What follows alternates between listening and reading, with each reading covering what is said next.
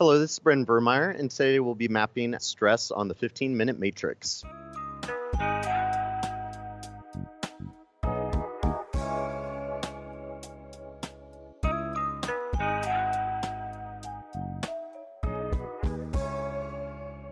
Welcome to the 15-Minute Matrix. I'm Andrea Nakayama, functional medicine nutritionist and your host.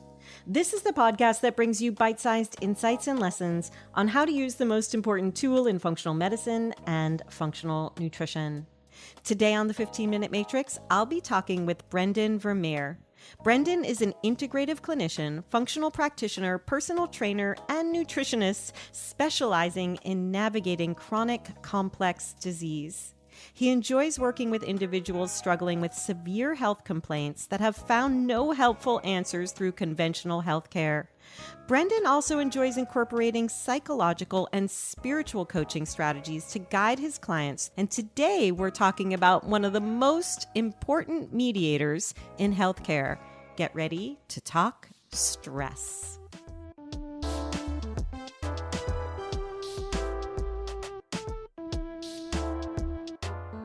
Welcome, Brendan. It's such a pleasure to have you here on the 15-Minute Matrix. Thank you so much for having me, Andrea. I'm really excited to chat with you today. We're talking about stress. As you and I both know, it's a huge topic in our current understanding of health and disease states.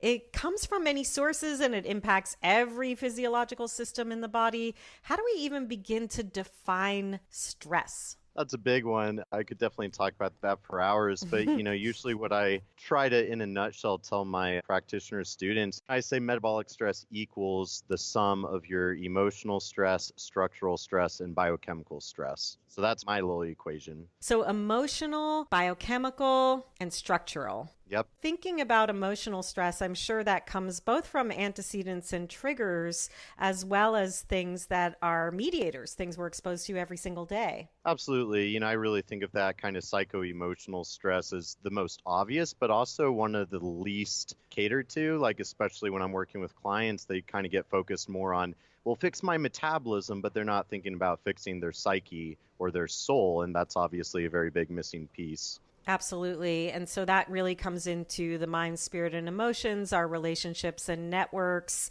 and what we're doing each and every day. Structural stress, it's really interesting to think about in terms of metabolism because we could have imbalances in our musculoskeletal system, but people could also be forcing their bodies into a metabolic stress state with what they're doing each and every day. Isn't that correct? Oh, yeah, absolutely. I started my career as a personal trainer and I'm a huge fitness guy. My girlfriend could speak to some of this a lot better. She's a neurokinetic therapy practitioner. So somebody has whiplash and that's causing all sorts of structural stress and driving inflammation. But I usually just use it doesn't have to be anything extreme, just thinking about the toll that your body takes through your daily exercise or activity, whatever that is, that's structurally producing inflammation and adding to that burden on the body. Right. And there may be biochemical inabilities to repair from that structural stress, correct? Exactly. Whether, of course, the genetics, epigenetics, and then, of course, all the more kind of hidden stressors and different infectious biochemical things that might be just adding to that and then hindering, their ability to recover. Well, I kind of want to walk through what I call the soup of the matrix. That's the central area. And think about stress in each of those areas that would obviously fall mainly into the biochemical arena.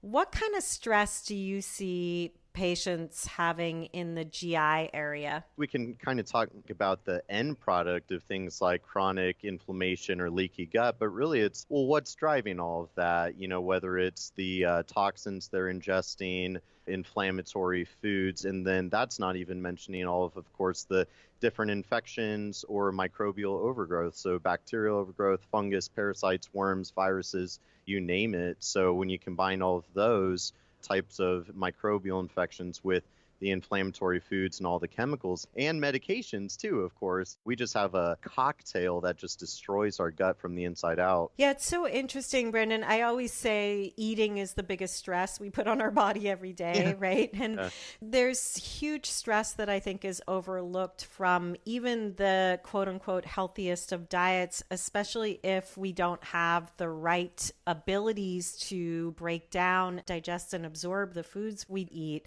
And I see this a lot with people going on diets that aren't necessarily appropriate for where they are in their life or what their body is going through. Let's say they're eating too many fats and they have liver issues or small intestinal issues, or they're trying to intermittent fast and they have blood sugar issues. How do you see these manifest in people's lives where they're buying into dietary theories that are actually putting more stress on their body? That brings up a really good point. I think I kind of live in my own little sciencey world, and sometimes I forget about that, where the general population, they're going to buy into whatever diet. Like right now, everybody's going keto. Right. But it's like, is that actually conducive for your physiology? And they're not basing that off any objective or even subjective. They're just like, oh, this will help me lose weight. Sure, let me drink olive oil all day and eat bacon and I'm going to lose weight. Meanwhile, they destroy their microbiome and clog up their liver or whatever the case is. So they really need to be basing their dietary choices off a little bit more scientific data. And personal data, like you're saying, it might not be right for them in that moment just because it's the latest theory. So you talked about the GI beautifully, and you really mentioned the immune and inflammatory balance. How about the stress that comes from our environmental inputs? What kind of impact does that have on our biochemical metabolic stress levels? I look at the chronic health epidemic that we're all in at the moment. I think there is not enough talk about the spiritual side because, as a lot of us people know, I mean, high cortisol will completely tank your immune system and lower secretory IgA and just kind of predispose you to those gut issues. But it's like literally your own emotions and your emotional state. So I think about being at dinner last night with some people that just kind of a negative vibe. And I really think negativity is toxic, both like literally and metaphorically. There's all sorts of external factors, both tangible and more emotional and energy wise, that will drive stress and all the inflammatory or biochemical imbalances that stress drives. You said that so well, that negativity. And I think this is where we can get into a trap of thinking that something's good for us, like going out to dinner with friends or being with family, when in that moment or in that environment, it might not be stress-free. It might actually be having a whole biochemical impact on the physiological terrain. Take us into that sciencey part of your brain. I loved hearing you talk about cortisol and the impact on the inflammatory cytokines and the IgA antibodies. What else do you see biochemically happening in response to stress? Essentially, we just see over and over where all these different stressors, the whole soup, really just start degrading the mucosal barrier. And it's always like chicken or the egg. Where did it start? Right. You know, it's like, oh, well, H. pylori caused low stomach acid, and that opened the door for SIBO and Candida, and that caused leaky gut, and that caused Hashimoto's. You just like domino effect, Right. da, da, da, da, da, da, da. You know, so then it's like, well, you don't even have to figure out where it started. You just have to basically attack the whole system. Yeah, that's so well said. I think this is where we really have to think about the terrain. And I have to say, all this talk about root cause resolution, I think, is setting up a scenario for patients where they think there's one root cause instead of looking at the multifactorial terrain that we have to address. And like you said, attack the whole system.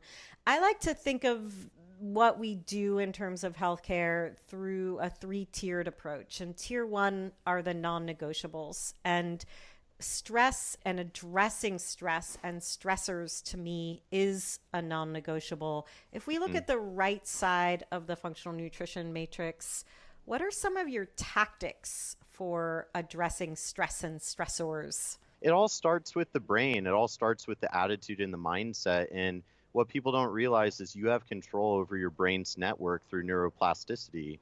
We talk a lot about genetics and then, oh, well, you influence genetic expression environmentally through epigenetics. But it's the same thing with your brain, your thought patterns. You know, if you allow yourself to get stuck in that victim mentality and that negativity, yeah, of course, your brain is going to rewire itself through neuroplasticity to stay there. And so you really have to start from ground zero with looking in the mirror and looking within of like, what am I trying to do here? And what are the missing pieces that are holding me back from better quality of life? I love this. I love that it's mind, body, and soul. And I think those are the non-negotiables. It's kind of like, how do we take diet and lifestyle modification onto our own mat, right? Instead of paying attention to everything else around us.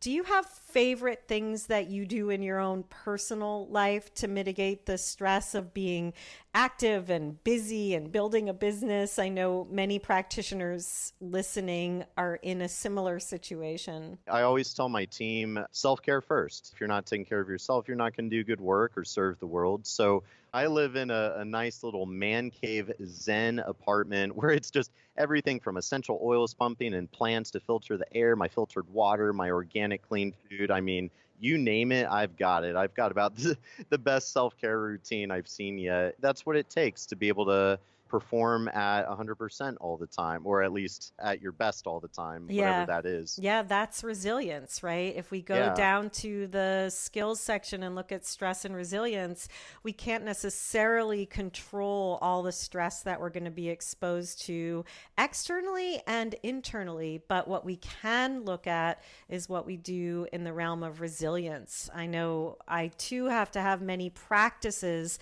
and I think we can all inspire our clients and patients with the practices that we have in our own lives: forest bathing, meditation, yoga, and then, as you said, the clean environment that we set up for ourselves, both emotionally and in what we ingest, put on our bodies. All of those things are stressors.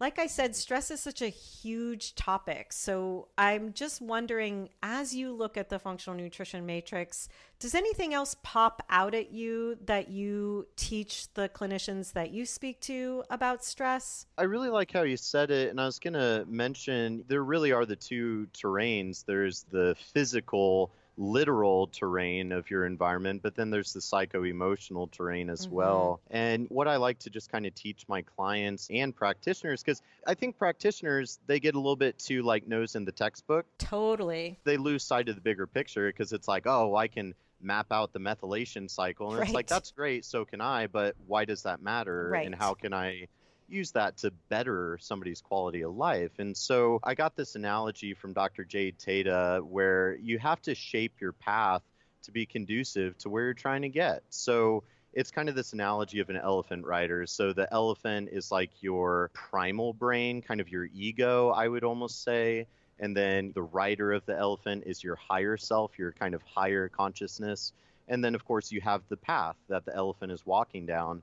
So the trick is like, well, you've got to shape the path so that way it's easy for the elephant to get from point A to point B, but then you have to have the higher self guiding that elephant down that path. I think if you break down your life with that analogy, it's like, all right, we'll shape the path, control your primal brain through that higher consciousness, which means, you have to be doing the self-work, the journaling, the meditation, whatever spiritual kind of practice to be able to tap into that higher self. I love the analogy, and I really appreciate how much you brought in the psycho-emotional piece to the stress conversation. I also love, Brendan, the metabolic stress, just understanding no matter what we know about these pathways, we as clinicians can still influence that metabolic stress when we break it down and look through the lens of the emotional, the structural, and the biochemical. Thank you so much for spending the time with us today. Oh, absolutely. It's my pleasure. Thank you for having me on.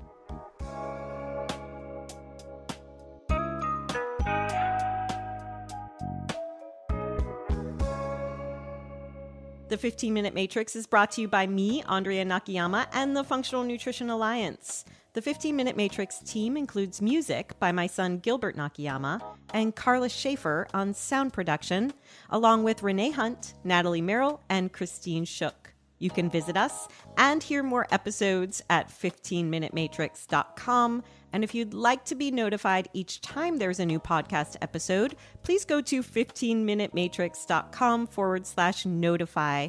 we'll be sure to drop into your inbox with a short reminder that a new episode is ready for you.